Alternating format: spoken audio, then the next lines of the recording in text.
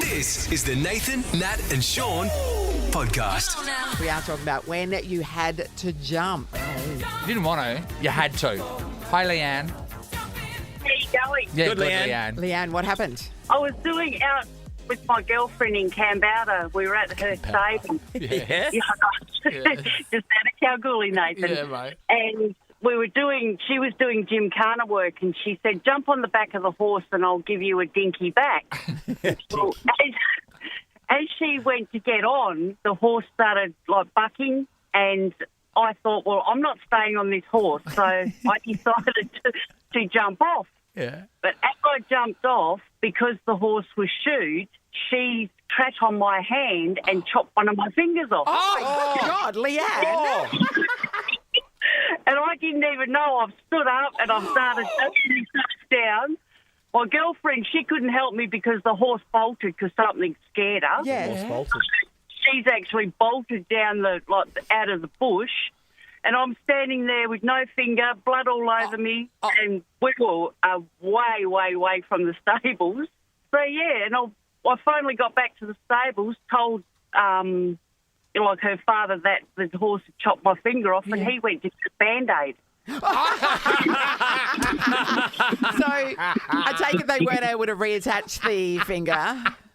No, the crows got it, unfortunately. Christ, got it. Leanne, did you see the finger detached? Did you see it on the ground at any stage, or you didn't know where it was? I didn't know where it was, but then I seen a crow actually come behind, scoop it and take it. Hey, Come back here! I would have thought it'd be vultures. but which crows finger got it was it? first. Which finger was it? It's my middle one on my right hand. Oh, your middle your finger. right hand, so you can't flip the bird at anyone anymore. Yeah, but you're doing this all the time to people, aren't you? Like heavy, Rock on. Rock on. Oh, Wow. Leanne, that had everything. That did have everything, well-fed crows included. Thank you, Leanne. Jamie's in South Guildford. Hello. Hi, how are you? Hey, Hey, Jamie, we're talking about when you had to jump. What happened? Well, it was my sister, my little sister. When we were young, we used to go up to Mollaran, which is Quarter. My auntie and uncle had a farm, big farm up there. So we used to go up there for under school holidays. So what we used to do, get up to mischief, you jump in the back of the van and drive around with your cousins that are all of 8 years of age. Yep. So what we did with my little sister, we threw her into the pig pen. So they had so many pigs.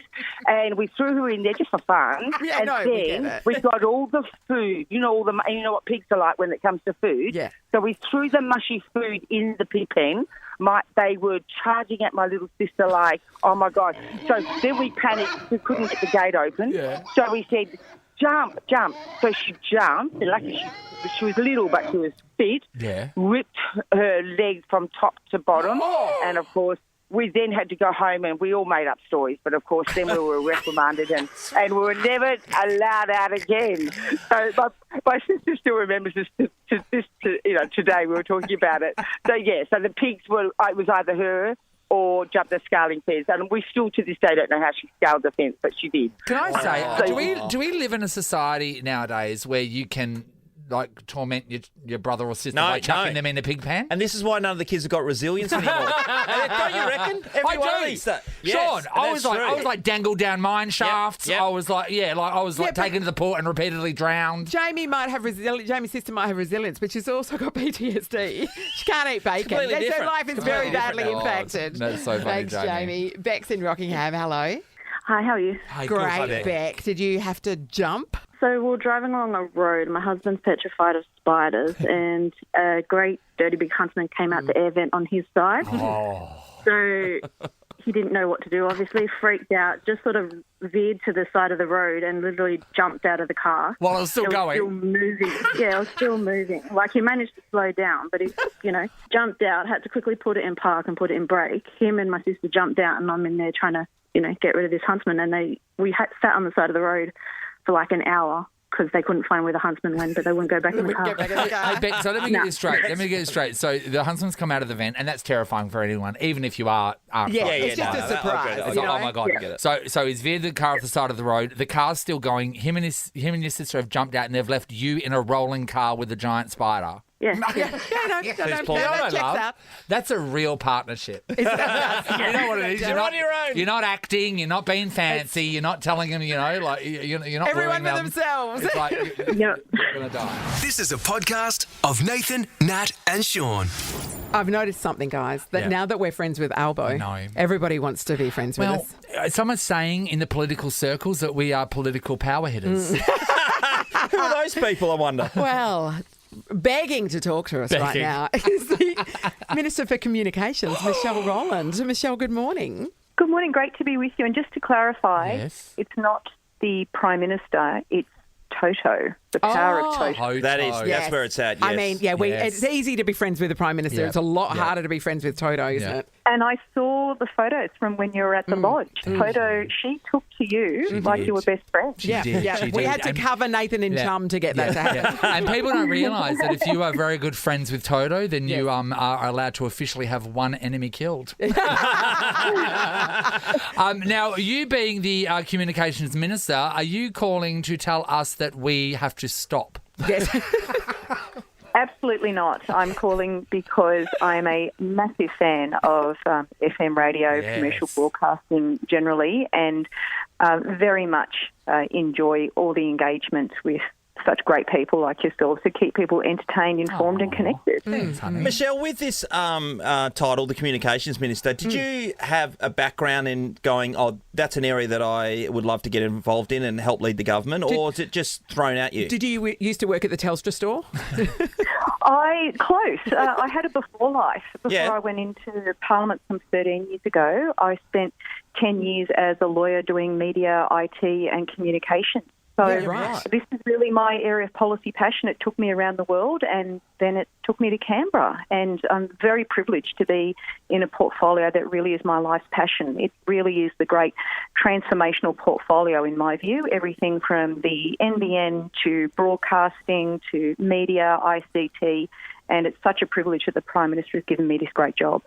Well, it's funny you say about the Prime Minister because there was an article the other day Yeah. that says why Albanese loves hanging with Perth's Nathan, Nat and Shaun. And it says 172 press conferences, 89 television interviews, 128 radio spots. And it talks about the power of FM radio and what it's done to politics when they engage correctly with it and drop the facade of being a politician, actually let people to get to know who they are. It's a very powerful political move, Michelle. I think there's a lot in that, but also radio is not only the great survivor. I mean, one of the earliest forms of communications was actually radio, but it has just gone from strength to strength. And that's because of the innovation in the sector, the fact that you've got presenters like yourself who, in all seriousness, you're making connections with people who are busy, who are getting on with their lives. And I remember a time when I was practicing in the law and people were predicting that streaming services, that all these different music technologies were going to be the end of radio. Yeah. And it's been the exact opposite. Yeah, you're right, because we were told that we were when told that. digital was coming. Yeah. We said that the whole of the world is going to be opened up to digital radio. Yeah. And digital radio is an amazing thing. Yes. But what it did was it made people, it sort of had the opposite effect, and people went, no, I want to hear what's happening locally. Yeah. Because you can get that stuff at your fingertips any time Yeah. nowadays. You can download any podcast, you can Yeah. listen to anything. That's true. But our numbers have grown Yes. huge when there's more options than ever That's out right. there. People just return to local stuff. And, you know, we heard that video was going to kill the radio star. And that didn't happen either. Well, that's right. It's a fantastic song, but you're absolutely right about, the whole sector. And I give a shout out to your industry association, CRA, because they've been at the forefront of this. The innovations in everything from podcasts to utilising smart speakers. Again, smart speakers Yes. were going to be the end of radio.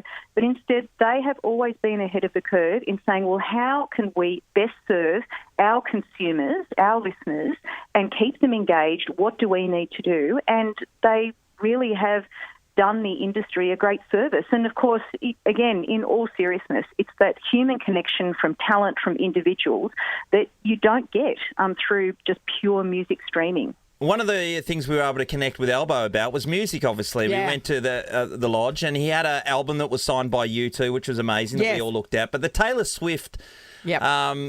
On vinyl, Yeah, which on means vinyl. that you Vinyl. really love her. 1989. Well, Jodie bought it for him. Yeah, it was amazing for us to see and listen to. Michelle, what's your band of choice? Do you have a group that you follow, an individual?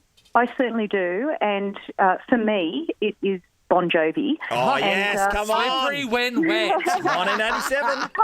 Part of that story is I worked in a supermarket for 8 years, putting myself through school and university, and my first pay packet was around $30. Oh. And remember around that time, sort of the mid-'80s, vinyl records were actually really expensive. Yeah. And people didn't have CDs then. Yeah. Well, some people did if they were pretty wealthy, rich, but that was sort of still an emerging technology. So I spent nearly my entire first pay packet on Slippery When Wet. And Yeah. to this day, I What a have great kept investment. that. Have you? I know every word of it, every song, and of course the best song of all time is "You Give Love a Bad Name." Yes. So it does mean a lot to me. It speaks to that point in my life when I was getting out. I was learning how to earn a wage. And again, it just kept me entertained. And every time it comes on FM radio, it gets turned up very loud. Oh, we love it too here. We love it when we find a politician with a touch of bogan about him, I Michelle. love this. And you know what I love as well, Well, Michelle? I love the fact that we seem to be collecting a very good posse of powerful friends. Are you now in our powerful friend posse? I'd be honoured. Absolutely. Yes! Thank All you, right. Michelle. Your application is accepted. I'm so excited. We'll stamp that approval. Thank you so much for talking to us this morning, Minister. Like you've got nothing more important I to do. know. Thank you. No, it is a real pleasure. And as always, you know where I am. Happy to always have a chat. Oh, Good on you, Michelle. beautiful. Thanks, Michelle. Enjoy your day. Nathan, Nat, and Sean podcast. We are talking about when you have a bit of a chemical misadventure. Yeah, it's not too good, is it? No. Sam's in Cardinia. Hey, Sam. Hi guys, how you going? Good, Wonderful, Sam. Sam. All right. What happened, Sam? I used to play a lot of water polo as a teenager, Yep. and when we'd go away to competitions and stuff, we'd have so much chlorine in our eyes from the pool. When we'd get back to the hotel, we would steal the little coffee milk cartons and fill our goggles with the milk, and then we'd all sit in the room and put our goggles on and just hang Did out. that help? And just that do hang it? out with milk in your So goggles. with UHT milk, essentially, in your goggles. Yeah, pretty much full cream milk, all the calcium you can get. Just sit back and enjoy. And Oh. so you've got that in your goggles and you're just sitting there talking to each other with milky Yeah, and goggles on. there's about 13 of us all in a room, and if anyone walks in, they're just going to walk in and find a whole bunch of boys sitting there Yeah, with goggles and then they on. just walk out again and never That mention is a it. weird. That'd be a great Because, photo. these mer people, I'm sure you've come across them in your water polo career, Sam. They'd have an advantage. So wouldn't you? every time they get out, I'm seeing a We've picture at the moment. Googled it, and it's a guy with cereal and milk in his goggles. so every Well, I time. thought Nutrigrain would be a good move. Yeah, that's right. So Iron Man Every time food. these people would get out of the pool, Yep. they would be putting drops and stuff in their Yes. eyes because they said nose and ear infections were rife. Did you have a lot of ear and nose infections, Sam, during your water polo days? Oh, a fair bit of ear infections. I don't want to think about it too much because the more you think about it, the grosser it gets. Yeah. But it was really the milk in the eyes that Milk made in life the easier. eyes. Sam, you must have played at Melville, living close to there. But did you travel overseas? Yeah, we did travel overseas a fair bit. Went into Europe and Croatia and whatnot. So he Water played. polo, So he yeah. didn't just play. He's He a played. good player. He Yeah, played. you're a good player. Yeah. Thank you, Sam. Rebecca, hello. Hey. Hi, Beck. Beck. Okay, what happened between you and the chemicals? Oh, I was a professional cleaner, and I used to do the jobs that no one else would do, the really bad jobs. So I had pretty good cleaners Yep. and ones that didn't require scrubbing. So I sprayed the shower, and then I thought, oh, yeah, well, I'll just get a Domestos, which is like a really thick bleach, and I'll do the grout on the bottom because that gets that white really, really, really well. Yeah. Okay. And turns out mixing both of those together, oh, boy. What happened? Couldn't breathe. I ended up with burns to the back of my throat, burns to my lungs, Beck. Lungs. and my skin was really, really tender. I had to leave the house, go to Bunnings and buy the really good mask because I couldn't get in there to get rid of the chemicals so I could go back into the room. Oh, yeah. So I had to wear full masks and stuff to be able to even go back into the room, to hose it all off Oh, God. to be able to get back into the room. That I have never experienced a burn or a smell like that before ever. So yeah. a chemical Learned the hard burn way. on the lungs, what's that like? Oh, you can't breathe for a while, and there's not much they can do for you in the sense Yeah. of you can't put drops in there. fresh You air. can't. Oh, lung drops. I've never heard of lung drops. No. You're right. Because your esophagus is burnt, Wouldn't work well. Lung drops. No, so Can you you- just have Mylanta? to give it time. No, Sean. My lanta. You want to put Mylanta into your lungs? I don't know. Makes it smooth, doesn't it? We spoke to somebody early this morning who had their finger stomped off by a horse and Yes. their dad put a Band-Aid on there. Did you Yes. try that? Swallowing a Band-Aid? Thanks, Rebecca. Kim's in Port Kennedy. She's going to bring us home. Hi, Kim. Hiya, how are you? Okay. Chemical misadventures. What happened? Ooh, when I first started doing water aerobics, I was getting used to the smell of the chlorine and everything, and afterwards I'd do my class and then I'd reward myself by going in the spa for a bit. Yes. Yeah, so, yeah, that was my reward. So, Living the life, aren't you, Kim? She's I know, living. I Work know. out so hard, Just straight too to the much. spa. Anyway, I was in the spa and everything, in there for a little while. I hopped out and everyone was like staring and I'm like, what? You know, something happened or whatever. Look at my And, water aerobics body. Yes. I am slamming. No, it wasn't I am that, fire. unfortunately. And, all my bathers were transparent. Yes. They must have reacted to the constant chlorine. Yes. And everyone was just like, so now when I say, now I look for the Speedos that are chlorine resistant. Yes, yes. Oh. Yeah, these Instead must of have wearing been like Glad Kmart. So everyone can see your mini, everything. Yeah. Everything. You're just like in the nude. Yeah, basically. and it was just like, oh my God, because the sauna and the steam room were You put near those, there as well. you put those bathers through some stuff, didn't you? Was the towel nearby that you could cover up with, or did you have to walk a little distance? Chamois. I think I had to walk a little bit, walk a shame. Yeah. Yeah, so what do you do? know? Do you strut? Do you run? Like, what do you do? I ran. I That's the only answer, isn't it? Yeah. Thank you, grab Kim. it over. But then you're getting more people. Yeah, then you're getting more Drawing eyes on more you because attention to you yeah. because there's somebody suddenly And Sean, running. you know what? How polite were you then? Could people see your mini? You said, Isn't that nice? He's really evolving as a human being. Thanks, team. This is a podcast of Nathan, Nat, and Sean. We are talking about when there's been an announcement and it's about you and how no. mortifying that can be. Hi, Kim.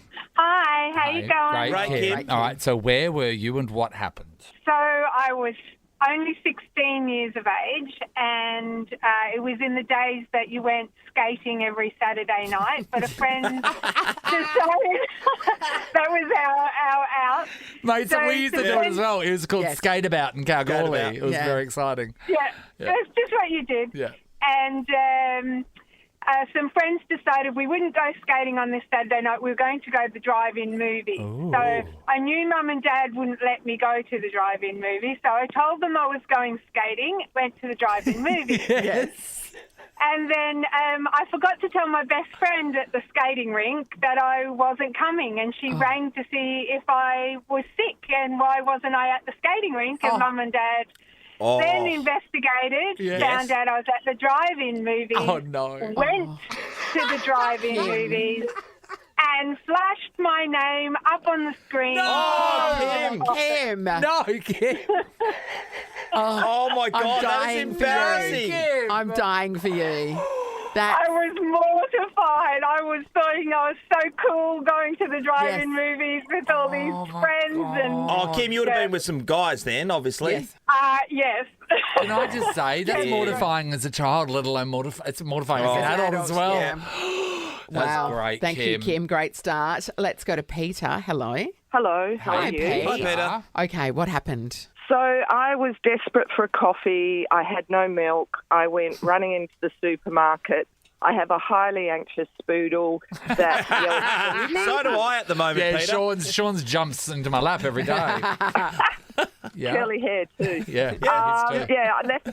I left the windows all down a little bit. I literally bolted into Woolies and ran down, grabbed the milk, and I'm coming to the checkout and I hear over the PA, could the owner of the Silver Prado please go to their car immediately? It needs immediate attention. I went bright red. I nearly vomited. I dumped the milk, ran out to the car. It was surrounded by people all tapping on the window, upsetting the dog even more. Yes.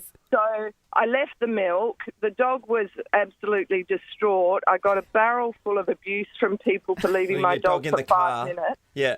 And, I was so embarrassed. Oh, my God. That would You have been come out so... to your car. Because Yeah. not just that, you've been alerted that it's you Yes. that needs to go out to your car. And then when you get out there, there's an angry mob Yes. Yep. yelling at you for And- animal abuse. And you still didn't get any milk. Yeah. Yeah, that's... On a I can side see that, note, Peter. people are very quick to judge other Of people course, these of course. days. So, yeah. We wouldn't do that, but other people do. I don't Full judge on. anyone. Oh. Thank you, Peter. Jan's in Hellingbrook. Hello. Oh, good morning. How are you? Jan. Jan, when was the announcement about you? We went to Canada a few years ago and we did the Rocky Mountaineer. Yes. And when our tour guide picked us up, she kept hanging around my husband. And he said to me, I think she fancies me. And every time he moved, she moved. And I thought, oh, yeah, whatever. And anyway, they had the newspaper there. They had the radio, photographers, bands. They were celebrating their millionth passenger. Yes. Yeah. And anyway, they got up and they started making the announcement. Well, Mr. David and Mrs. Jan Coleman, please come to the front. And I was like, oh my God, whatever. And anyway, the seas literally parted and we had these big burly security guards come stand beside us, Yeah. guide us up to the stage, and they go, the band was playing, we're having photographs, we got interviewed by the TV, and they said to my husband, oh, what do you do? And he goes, I'm a train driver. They go, oh, wow. And they talked about that, and they said, and what do you do, Mrs. Coleman? And I said, I work for the tax department. Oh, so your husband's a train driver. Okay. So we got upgraded to gold leaf and the gold carriages. Oh, nice. When we got to Kamloops, we got everybody on the train was told to sit down and wait for us to depart the train. Oh. We got off the train and there was a red carpet and we had the Rocky Mountaineers on their horses. And then we walked round, the band was playing and we had a champagne reception with the mayor. And we got ushered into a limousine and people were taking photographs of us and I'm like, look, we are nobody. We are absolutely great. nobody. No, you work for the We've tax got our department, Jan. hotel- Yeah, I just work for the tax department. My husband's a train driver. That's all cool. That that's would so be. funny. Oh God, can I just say? That's a good announcement. My father is a train driver as well, or was. That would be the ultimate thing for him to be Being treated celebrated like a by that. hero on a train. God, who would love it? Nathan, Nat, and Sean in podcast form. We are talking about when your kids, well, they expect you to pay for something, even though they've got jobs. Yeah. Yeah. And it's like, They're getting older. Should I They're still be sending you paying for that? invoices. I remember when I was a checkout chick in high school, I felt so good after I bought my first pair of Asics spikes, running Yeah. spikes, Wow. and because I needed them, and like I knew the only way I was going to get the ones I wanted was to buy them To buy myself. themselves, yeah. But these days, apparently No. that's still a parent's No. job, even if you're 30. I want to see you in Asics spikes again. Let's do a session and Look see at how those your legs. calves pull up. It would be the most You've pain seen the you've ever photo. been in. You've seen the photo of me in my running outfit. I'll show you later. Deirdre's in Rivervale. Morning, Deirdre. My running outfit. Good morning. Hi, Okay, Deirdre. Deirdre, you sound like a weary parent. What do your kids expect you to pay for? So I pay for my son's antivirus, his Xbox membership, and his phone contract. How old is he? He's 19. And does he have a job? He's in the army. So, yes. And, He's in the army. He's in the army. He's in the army. He's got a proper income. Deirdre, have we had a conversation about this with him, or are we just going to keep doing it?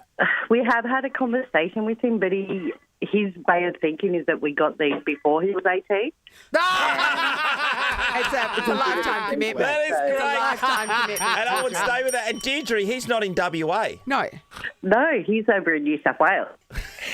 Deirdre. I love that you're paying for his Xbox subscription. No, we got this when, okay, so I've had this for I years. love so him. It's got to continue. Yeah, that's right. Yeah. You, Well, mate, you continue, signed yeah. on, Deirdre, Yeah. before he turned Yeah. 18, so you have to honour the commitment So, for life. are you going to stick by And his he's reasoning, quite good Deirdre? at things. He says he wasn't old enough to consent.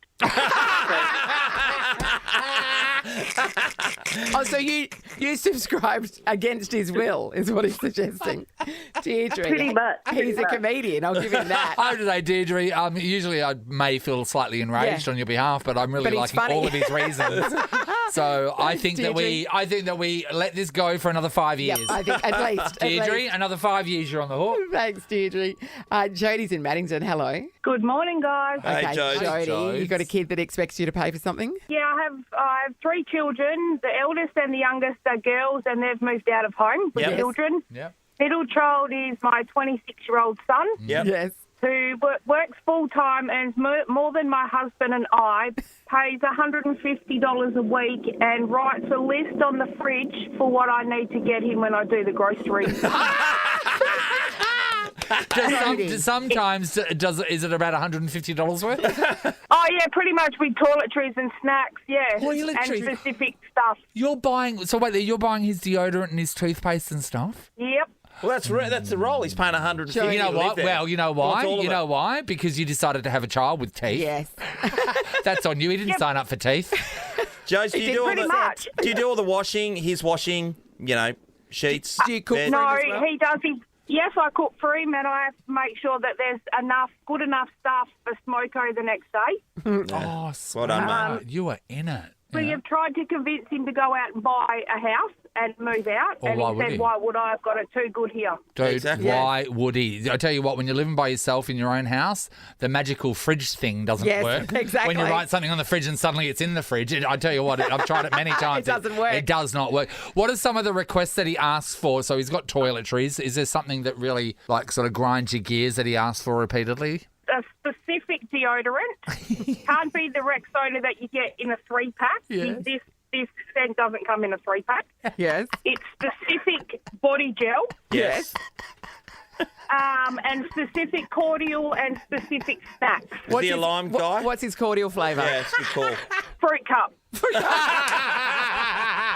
Do you have Fruit cup is the cordial of an 8-year-old. Yes. Isn't that Jody, you have what's known as a man-child on your hands, and you're never going to get rid of him. You should do what every landlord in the state's doing, raise his rent. Oh, no That's way. what you need to do.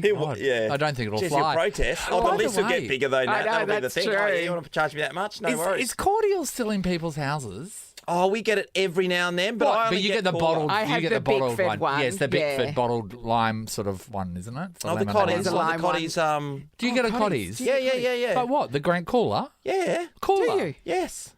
Of course I do. And there's an apple and blackcurrant one that they do. Then I just get that every now and then. I tell you Can I what, the tell- bastards, when hey, they have a drink hey, of that, hey. because they just pour it so concentrated, they go off their heads. Great cordial chat. You are such a filthy liar about you. I what don't you drink it, eat. mate. Oh! Boom! Swear word. We're just talking to Harry because Harry comes from the Golden Triangle, and we're thinking, okay, so Harry would definitely have his parents pay for stuff, Even though he's 30. But Harry, nothing. You can't count like the leeching off the Netflix account, can you? No. Apart from that, no, zero. And then Free I food. looked around the room, and the other person in here was Sam. And I went, Who's "Oh, also okay. 30. Sam. Just Sam. turned 30. Sam, come over here. Did your parents pay for anything for you still? Just the car insurance. You're 30 with a job. No, but, he's got a defence. But Sam apparently wants to pay it. Yeah, he wants to pay it. But your Yeah. dad won't let you. No, because he thinks that I'm going to forget to pay it and then kill someone and end up in jail. Has your dad not heard of direct debit? Yeah, I don't know. It's actually very irrational, but I'm letting him be irrational. Yeah, don't Okay, argue that okay. point, All right, Sam. Dad, You're you right. win this one. You've really fought hard for it, Sam. Yes, exactly. All right, let's go to Dave in Swanbourne. Hello, Dave. Hey guys, so Hey, Dave. Hey, Dave, talk to us. yeah, another member of the Golden Triangle. However, I'm in that other bit of Swanbourne, which isn't so affluent, if you know what I mean, Shorty babes. Yeah, I hear you. So I'm future-proofing my kids right now as we speak. Yeah. 9 and 6-year-old, boy and girl, and I'm invoicing them. For every little thing that they're doing. Yeah. For example, the little man, he hit me up the other day and said, Dad, want to go to Time Zone with my mate? Yeah. Can I have some money? And I was like, yep, that's no dramas, mate. Let's crack open the spreadsheet. I'll add it to it. And, mate, when you start ticking over with your own job, be prepared. I'll come knocking. Yeah, It'll it'll be like a hex stick. You'll just take a little bit out of his pay. Absolutely, each week. yeah. So, I'm trying to help them, but also help myself so that, Dave. later in life they sort it out and they go, hey, Dad, here you go. Yep. Hey, Dave, Good luck with that, Dave. say the 9-year-old, because we're closest to getting some money back from him. I'm eyeing him off. How much are we up to around, do you think, now? Oh, look, ballpark, we're talking around about $80. So Yep. I'm pretty keen for his first pay packet, just to, put the trench coat on, knock on the door and say, oi, pretty much. Pay up, I'll get your mum to break your legs. Pretty much. Oh, yeah, look. 14 days. He's got free bloody healthcare. He'd be right. You're paying for it. Good on you, Dave. Thank you. I like your system. Richard's fighting back. in Rockingham. Hi, Rich. Very good morning to you all. Hi, Rich. I have two adult daughters, 27 and 23. Yeah. One came to me one day, the 27-year-old, borrowed some money off me, put my hand out to get it back, and she said, with a steely eye and a look in her face, and she said, "You never pay fathers back." You never. That's a universal law, is it? That's good news. It's in the Bible. So it gets better than that. My other daughter, who's 23 and works, does menu log. Yep. And she's quite good at it. She, works a few days per week. I pay for her petrol, her registration for her car, and her insurance. And she's doing menu 23 and she's making money.